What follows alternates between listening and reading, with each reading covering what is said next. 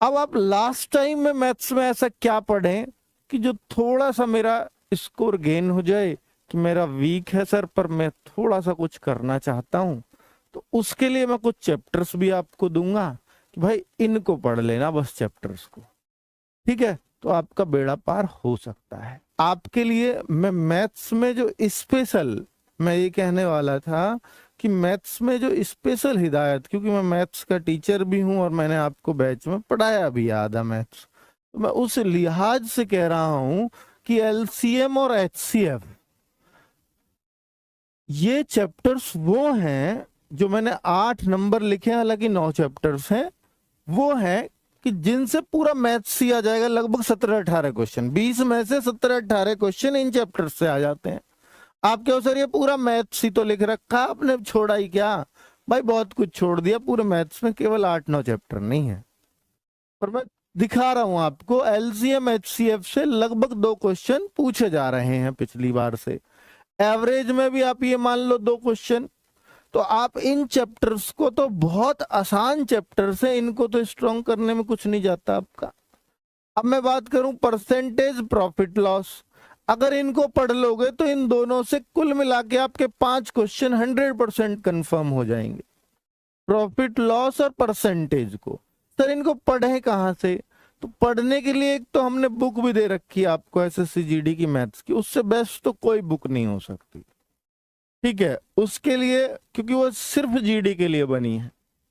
बाकी आप normal book पढ़ते हैं तो भी कोई दिक्कत नहीं है, बस आप इन चैप्टर्स को कर लीजिएगा।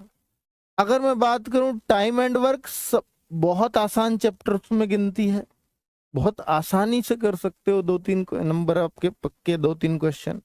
रेशो प्रपोर्शन 2 क्वेश्चन आने ही आने हैं।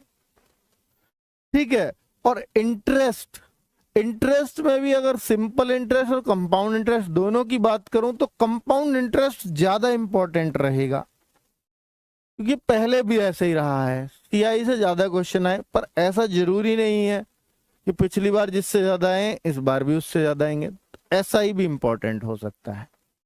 तो ये आपको इंटरेस्ट पढ़ना ही पड़ेगा। ठीक है, और बहुत मुश्किल चीज नहीं है इंटरेस्ट को पढ़ना। ठीक, तो आगे बच्चों टाइम स्पीड एंड मेंसुरेशन। अब ये 2 अलग अलग चैप्टर लिखे हैं मैंने, ये दोनों ही बच्चों के वीक होते हैं भाई।